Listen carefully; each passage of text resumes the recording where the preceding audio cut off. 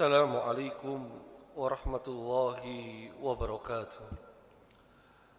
Alhamdulillah, wassalatu wassalamu ala rasulillah wa ala alihi wa ashabihi wa man tabi'ahum bi ihsanin ila yaumiddin wa ba'd. Jamaah rahimani wa rahimakumullah. Orang-orang soleh terdahulu itu kalau sudah selesai Ramadan, mereka diriwayatkan dalam kitab Lataiful Ma'arif karangan Imam Ibnu Rajab Al-Hambali rahimahullah. Mereka itu 6 bulan setelah Ramadan berdoa supaya amalan-amalan mereka di bulan Ramadan diterima oleh Allah Subhanahu wa taala. Nanti 6 bulan kemudian mereka berdoa lagi. Mereka berharap kepada Allah supaya disampaikan umurnya bisa berjumpa dengan bulan Ramadan. Jadi orang-orang soleh terdahulu itu bulan demi bulan dihabiskan itu hanya untuk menanti bulan Ramadan. Nah, 6 bulan pasca Ramadan mereka itu diriwayatkan karena mereka berharap ibadahnya diterima, sehingga ketika masuk bulan Syawal, ketika mereka berjumpa satu sama lain, mereka itu saling mengucapkan sebuah athar ya dari para sahabat, riwayat dari para sahabat, mereka mengucapkan taqabbalallahu minna wa minkum gitu ya. Semoga Allah menerima amal kita semua dan amal kalian semua gitu ya. Karena mereka berharap amal ibadahnya diterima. Tapi seiring berjalannya waktu ya, memang ini menjadi tradisi masing-masing wilayah Islam. Yang terkenal itu adalah minal aidin wal faizin gitu ya. Sebenarnya ini penggalan karena lengkapnya adalah ja'alanallahu minal aidin wal faizin gitu ya. Ja'alanallahu minal aidin ilal fitrah wal faizin bil jannah. Nah itu lengkapnya begitu. Semoga Allah menjadikan kita semua kembali kepada fitrah, suci maksudnya, dan mendapatkan kemenangan yaitu berupa surganya Allah. Nah di kita itu biasa tradisinya ditambahi mohon maaf lahir dan batin, karena kita terbiasa Idul Fitri bulan Syawal ini tradisi saling maaf memaafkan. Maka karena masih 16 Syawal ya. Dulu itu ada semacam ciri khas kalau mengucapkan taqabbalallahu minna wa minkum itu Muhammadiyah. Kalau minal aidin wal faizin itu NU dulu ya. Kalau sekarang udah campur semua Pak. Ya, jadi enggak ada ciri khas ya. Ini urf tradisi aja, maka saya pun juga akan mengucapkan taqabbalallahu minna wa minkum minal aidin wal faizin, mohon maaf lahir dan batin. Para jamaah, semoga Allah menerima amal ibadah kita semua. Baik, kita lanjutkan pembahasan kita sirah nabawi. Setelah Rasulullah SAW dengan ibunda Khadijah ya, maka ada peristiwa menarik, beberapa peristiwa menarik sebelum beliau diangkat jadi nabi ya. Ada beberapa peristiwa menarik sebelum beliau diangkat jadi nabi, yaitu renovasi Ka'bah. Jadi Ka'bah itu ternyata pernah ada renov karena kena banjir para jamaah ya. Karena kena banjir. Tepatnya itu 5 tahun sebelum Rasulullah diangkat jadi nabi ya. Hari Ka'bah itu direnov. Kondisi Ka'bah saat itu ya, susunan batu-batu lebih tinggi dari manusia, 9 lengan orang dewasa. Gak ada atapnya para jamaah ya, makanya banyak maling tuh, ngambil barang berharga. Dan sudah semakin rapuh, udah pecah-pecah karena Ka'bah ini kita kenalnya memang dibangun Nabi Ibrahim sama Nabi Ismail ya. Tapi sebenarnya sejak dulu Nabi Adam tuh punya andil juga dalam membangun Ka'bah rumah Allah ini ya. Jadi karena Mekah landa banjir, kondisi semakin mengkhawatirkan. Berbicara banjir para jamaah ya, kita terkaget-kaget beberapa hari yang lalu Dubai ya, kota apa kita sebut Pak ya, kota Arab padang pasir tapi berubah menjadi kota yang sangat maju, gedung-gedung pencakar langit, Pak. Ya. Ini sampai ada sebutan baratnya Arab tuh ya. Kalau mau tahu negara kota-kota barat di Arab itu ketemunya di Dubai, Pak. Destinasi wisata dunia, gedungnya tinggi. Kok itu kota kaya raya, Pak, mewah, luar biasa. Tapi orang asli sana itu kayaknya udah 20%-an lah, kebanyakan para pendatang. Kemarin dikena Allah berikan banjir luar biasa, Pak. Ya, jadi kota yang hebat tuh ternyata bisa kena banjir ya, karena masalah irigasi dan lain sebagainya. Tentu ada faktor-faktor lain, tapi kita nggak bisa menutupi bahwa banjir itu bagian dari ketentuan Allah. Dia bisa menjadi musibah, bisa menjadi azab bagi kita. Kita harus ambil pelajaran, Pak. Ya, ini sama nih kondisi Surabaya beberapa hari ini para jamaah. Ya, tadi malam itu bunyi petir, bunyi geledek itu, masya Allah, Pak. Ya, subhanallah, itu benar-benar menakutkan bagi setiap insan manusia. Dan ini dari pagi sampai siang kita benar-benar mendung para jamaah. Udah beberapa hari itu para jamaah. Maka kita ya fenomena alam seperti ini tentu harus banyak-banyak istighfar, Pak. Ya. Banyak-banyak mohon ampun, banyak-banyak mengambil pelajaran. Jangan sampai perubahan alam itu menjadi musibah buat negeri kita tercinta Indonesia ini. Sekaligus kita introspeksi, Pak. Sebagai manusia ini kita ada kesalahan apa? Ya, ada maksiat dan dosa yang seperti apa sehingga kita harus taubat kembali kepada Allah Subhanahu wa taala. Jadi jangan anggap ini hanya fenomena alam biasa, Pak. Krisis iklim ini luar biasa, Pak. Apalagi kalau alam Allah nggak seimbang. Kita mengeruk terus kekayaan alam di negeri kita, tapi tidak menyeimbangkan kondisi sekitar. Ya, biasanya itu ada AMDAL, analisis dampak lingkungan, biasanya begitu. Ya. Akhirnya muncul berbagai macam bencana karena ketidakseimbangan alam, krisis iklim. Nah, ya, sehingga dikeruk kekayaan kita itu luar biasa banyak, Pak. Ya. Tapi merusak alam, mengambil kekayaan alam semena-mena khawatirnya, dan merusak alam yang lain tidak seimbang menjadi musibah para jamaah. Naudzubillah, jangan sampai seperti itu para jamaah ya. Arab itu bisa kaya hanya dengan sumber daya alam minyak. Negeri kita ini para jamaah bukan cuma minyak, macam-macam, Pak. Ya. Yang lagi ramai kemarin timah, belum, Pak. Ya, timah. 271 triliun dikorupsi. Nah, yang korupsi bukan orang miskin, orang kaya. Orang kaya juga, Pak. Jadi orang kaya masih kurang kayanya begitu. Ya. 271 triliun. Tapi tenang para jamaah, insya Allah kita bisa punya harta segitu. Yang penting rajin nabung saja. 1 miliar selama 741 tahun, Pak, tiap hari. Nah itu harta kita akan segitu nilainya para jemaah ya.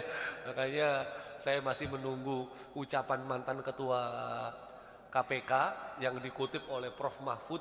Seandainya kekayaan alam Indonesia ini tidak dikorupsi, masing-masing penduduk Indonesia langsung dapat transferan dari bagi hasil kekayaan alam 20 juta per bulan.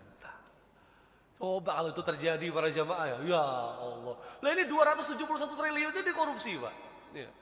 20 juta per bulan dibagi ke rakyat, ya Allah, Pak. Ya, enggak kerja kita, Pak. Ibadah tok aja, Pak. Ya kan? Gitu. Kalau tidak dikorupsi para jamaah, maka mudah-mudahan korupsi hilang, Pak, ya, dengan kepemimpinan Indonesia yang baru, Pak, ya. Itu memberikan kesejahteraan, kemakmuran, keadilan bagi seluruh rakyat Indonesia. Itu yang kita harapkan. Baik para jemaah. Nah, mereka tuh bimbang, akhirnya mereka sepakat untuk renovasi. Nah, ini rada aneh orang-orang musyrik Quraisy itu. Jadi karena tahu Ka'bah itu mulia, ya walaupun sudah banyak berhala-berhala ratusan, Pak, ya, di sekeliling Ka'bah.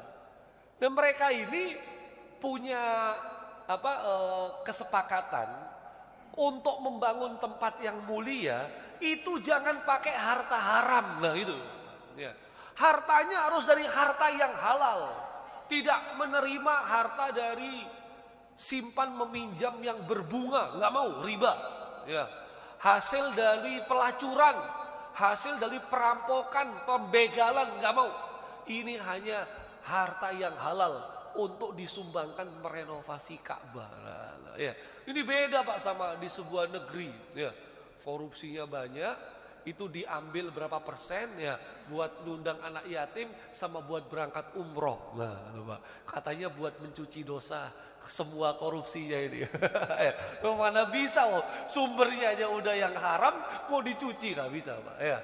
Tapi ini orang, artinya kita tuh kalah sama orang musyrik. Orang musyrik itu lebih fokus. Kalau untuk nyumbang masjid tempat ibadah nggak usah pakai harta yang haram. Wah ini. Nah prosesnya gimana? Ternyata harus dirubuhkan lagi lalu dibangun lagi Pak. Tapi nggak ada yang berani, ya. Sehingga akhirnya Walid bin Mughirah inisiatif mulai. Nah sudut-sudutnya ini dibagi ke beberapa kabilah. Jadi supaya semua kabilah punya andil. Sisi pintu Ka'bah itu dari suku Abdul Manaf dan Bani Zuhro. Rukun Yamani ke rukun Syami Pak ya, karena Ka'bah itu kan kubus ya, segi empat itu dari Bani yang lain ya. Sisi selanjutnya dari Bani yang lain. Pondasinya enggak, tapi bangunan yang mengitarinya aja. Nah Rasulullah SAW itu sempat ikut proyek ini para jamaah, sempat ikut ya, ikut membantu merenovasi Ka'bah. Nah ini menarik. Waktu itu Rasulullah SAW itu ketika ikut bergabung sama pamannya namanya Abbas, ya, Abbas bin Abdul Muthalib, itu beliau berkata kepada Abbas berkata kepada Rasulullah supaya jubahnya diangkat gitu. Ya.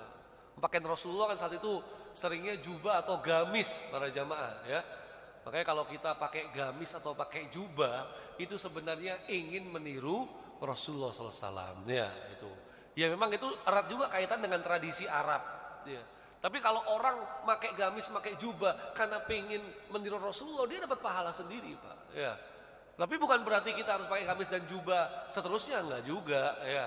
Maka tradisi kita kan sarungan, nah itu Pak, baju koko. Nah itu selama itu menutup aurat itu nggak ada masalah ya. Supaya kita itu dikit-dikit nggak anti. Ini kok ke Arab-Arapan, nah, gitu ya. Ini Indonesia Nusantara ya. Jangan ke Arab-Arapan, bukan begitu ya. Karena ada orang yang dia tuh pengen mengikuti Nabi dalam segala macam, termasuk pakaiannya, termasuk penampilannya, termasuk segala perilakunya gitu ya. Jangan bilang termasuk pernikahannya, itu nggak bisa Pak ya. Nah, Rasulullah tuh nikah sampai 11, 13 bahkan ya, kita nggak bisa karena maksimal cuma 4, itu pun kalau berani gitu ya. Kalau mampu ya gitu. Nah disuruh angkat jubahnya di atas lutut supaya nggak terluka. Akhirnya namun gara-gara beliau mengangkat jubahnya itu, beliau malah jatuh terjerembab ke tanah, ya kan? Ini dia.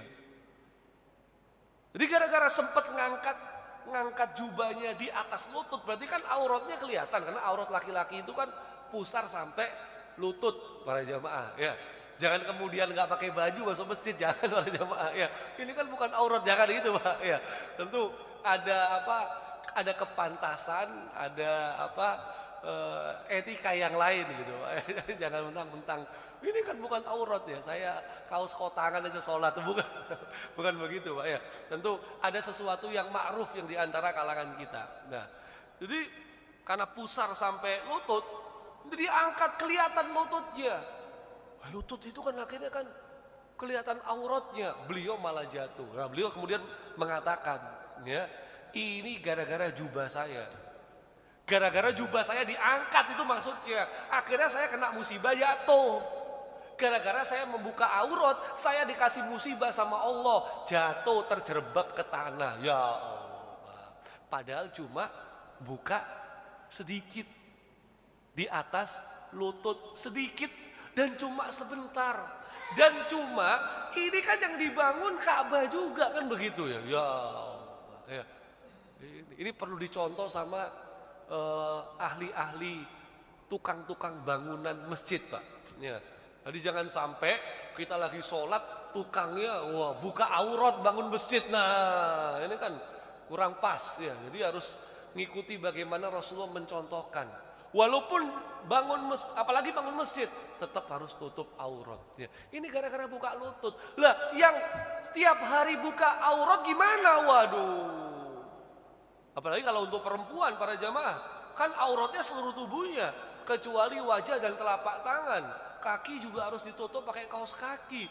Lah itu gimana mereka yang malah terbiasa membuka aurat? Aduh, tambah berat.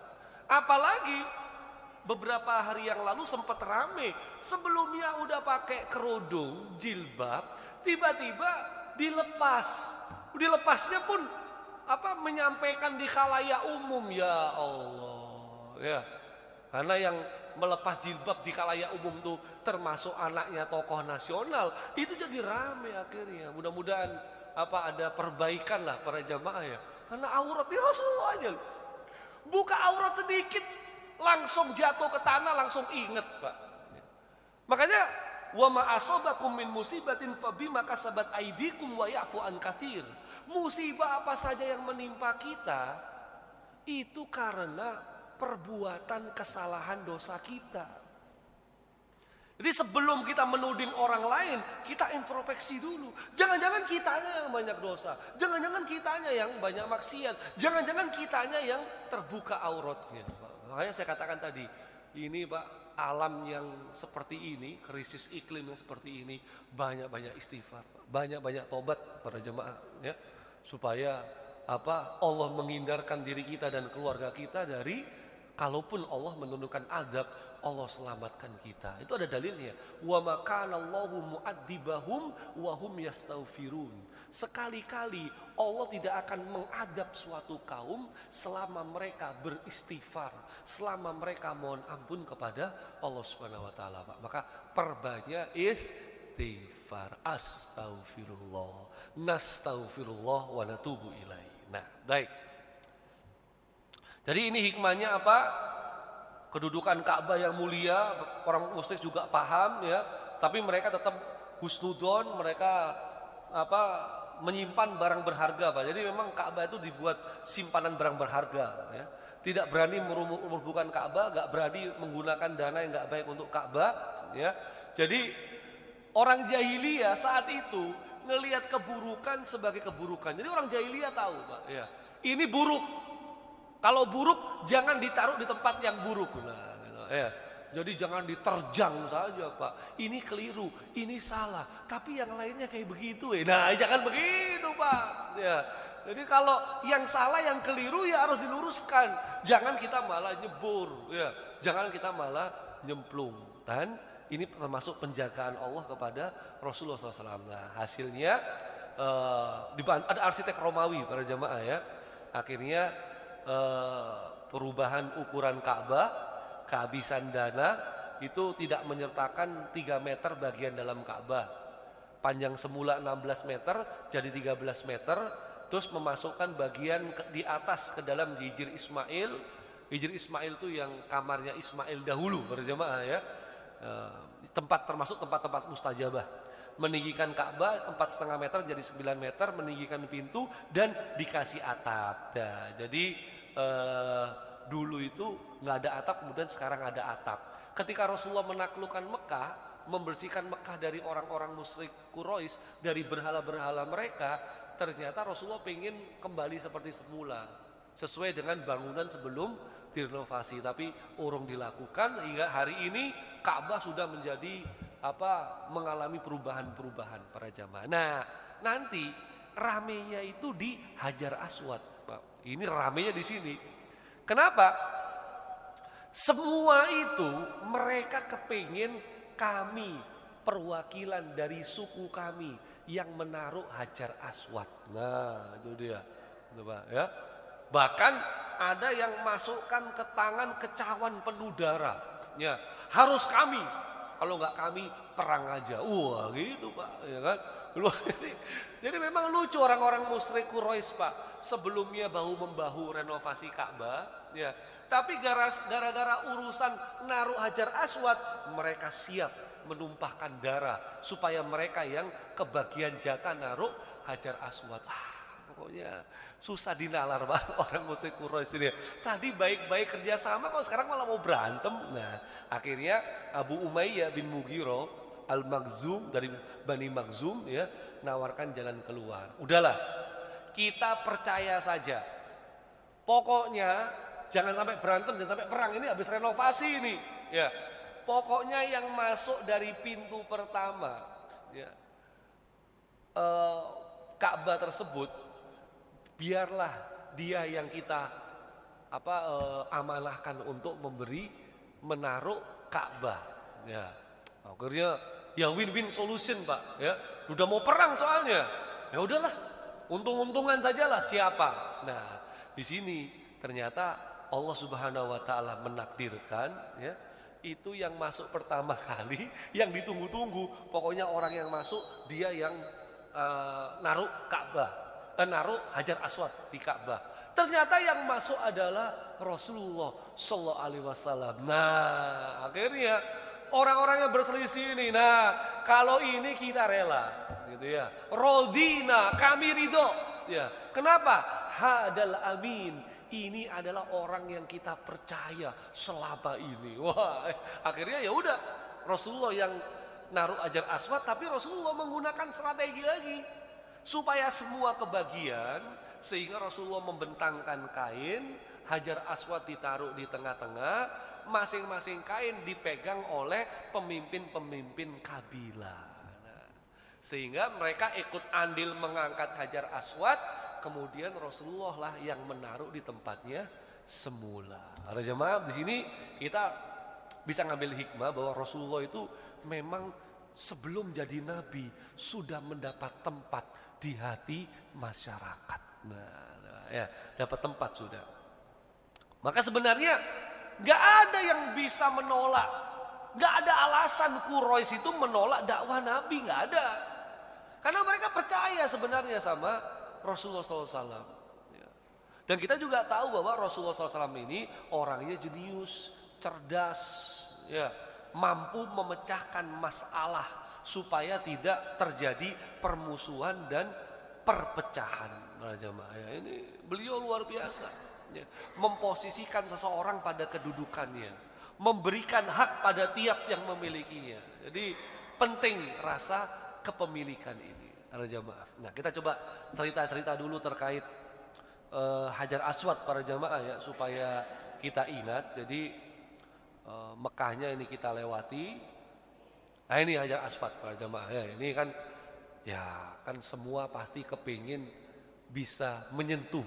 Bahkan bukan hanya menyentuh, tapi mencium. Nah, ya. Tapi ini kan susah sekali ini. Kalau kita ibadah umroh, terus susah sekali. Kalau mau nyentuh, megang, mendekat aja susah Pak. Ya, karena rebutan. Ya. Ada riwayat Rasulullah SAW itu menyatakan bahwa nazalal hajarul aswad minal jannah. Ternyata Hajar Aswad ini dari surga, Pak. Dari surga. Nah, tapi wa huwa asyaddu bayadan minal laban. Awal mulanya Hajar Aswad ini warnanya putih, lebih putih daripada laban, Pak. Laban itu susu, malah jamaah ya. Lebih putih daripada susu. Nah, kok sekarang jadi hitam? Nah, maka kemudian disebutkan ya, fasawwadatshu khotoya bani Adam. Gara-gara sering dipegang ya, dicium sama manusia, batunya jadi hitam. Ini dia Pak ya, jadi hitam. Jadi awal mulanya jadi Hajar Aswad itu menyerap dosa-dosa manusia, ya. Menyerap dosa-dosa kita ya. Makanya kalau megang Hajar Aswad itu kayak dosa kita terserap. Oh enggak. Ya, enggak ya. Kok enak lah gitu ya. Aku mau transfer dosa dulu. Enggak begitu. Enggak begitu.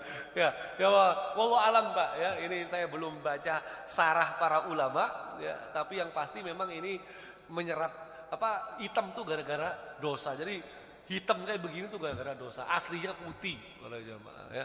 Aslinya putih. Ada hadis yang lain. Rasulullah kabarkan ini. Ya. Demi Allah, Allah akan mengutus batu tersebut pada hari kiamat. Wah, ini. Lahu ainani yubsiru bihima. Nanti batu itu punya dua mata. Waduh. Ya. Jadi matanya tuh bisa ngelihat. Walisanun yantiku bihi yashhadu ala manistalamahu bihaq. Dan dia akan punya lisan, mulut yang akan berbicara dan menjadi saksi siapa yang pernah nyentuh Hajar Aswad. Itu nanti Hajar Aswad akan menjadi saksi pada hari kiamat. Wah, ini makanya kenapa orang rebutan pengen nyentuh atau nyium Hajar Aswad supaya Hajar Aswad jadi saksi, Pak. Kalau kita lebarkan, semua makhluk Allah di muka bumi ini punya peran, peluang untuk menjadi saksi bagi kita di hari kiamat. Yang ngerusak pohon, buang sampah sembarangan, ya, ngelempar batu, ya, apapun pokoknya semua makhluk Allah, mereka semua akan menjadi saksi pada hari kiamat. Kalau kita ketika hidup di dunia ternyata melakukan berbagai macam kekeliruan, pelanggaran, penyimpangan, kemaksiatan dan lain sebagainya. Maka hati-hati, Pak. Gak ada orang yang tahu. Padahal sebelahnya pohon. Gak ada orang yang tahu bawahnya batu. Ya. Mereka juga bisa jadi saksi nanti. Bumi akan bersaksi para jamaah. Kita harus waspada, hati-hati, Pak. Ya. Walaupun gak ada CCTV, tapi Allah akan memberikan kesaksian melalui makhluk-makhluknya. Nah, ini yang menarik nih. Ya. Sebagai penutup para jamaah ya, ternyata cuma satu seri aja. Karena setelah ini kita sudah langsung masuk masa-masa Rasulullah mau diangkat jadi nabi, Pak. Nah, ini ucapannya Umar, Pak.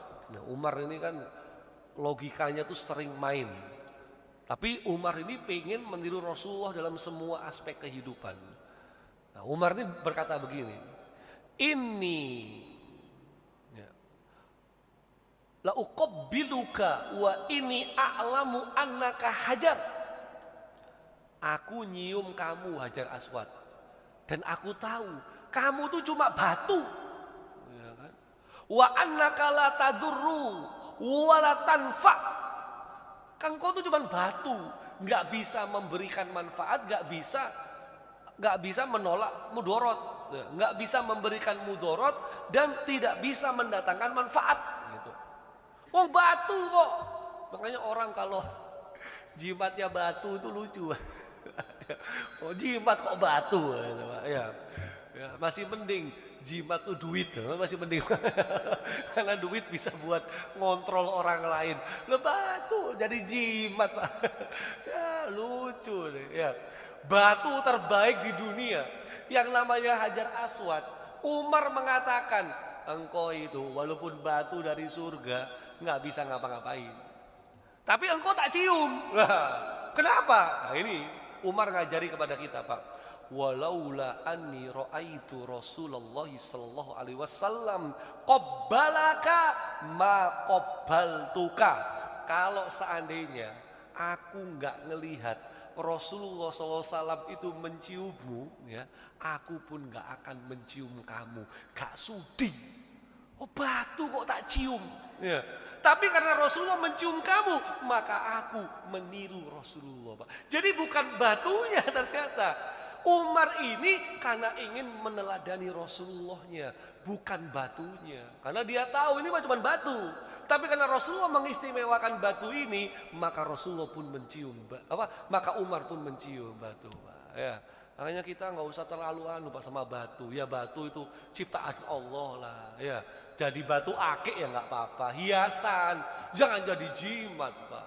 Dulu ada batu ponari, itu juga rame banyak, Pak. Ya. Sekarang di museum kan itu para jamaah ya, batu ponari itu. Nah, maka setelah ini para jamaah yang dimuliakan oleh Allah Subhanahu wa taala, kita akan membahas bahwa dunia itu sangat berhajat terhadap diutusnya Rasul. Jadi ini kan masa-masa kekosongan kenabian. Sejak Nabi Isa diangkat sampai Nabi Muhammad diutus itu 500 tahun. Bayangkan manusia 500 tahun itu nggak ada yang bisa memberikan pencerahan, nggak ada yang bisa memberikan petunjuk, nggak ada yang bisa mengajak kepada sesuatu yang lurus. 500 tahun, Pak. Manusia hidup terombang-ambing, nggak tahu mana yang buruk, mana yang baik, ya, nggak tahu mana yang hak, mana yang batil, nggak tahu mana yang diridhoi sama yang dimurkai Allah. Mereka benar-benar membutuhkan pembimbing. Nah, gimana kisahnya? Insya Allah episode berikutnya para jamaah. Hadanallah wa iyyakum ajmain. Wassallallahu ala nabiyyina Muhammadin wa ala alihi wasallam. Wa akhiru da'wana alhamdulillahi rabbil alamin walafu minkum. Assalamualaikum warahmatullahi wabarakatuh.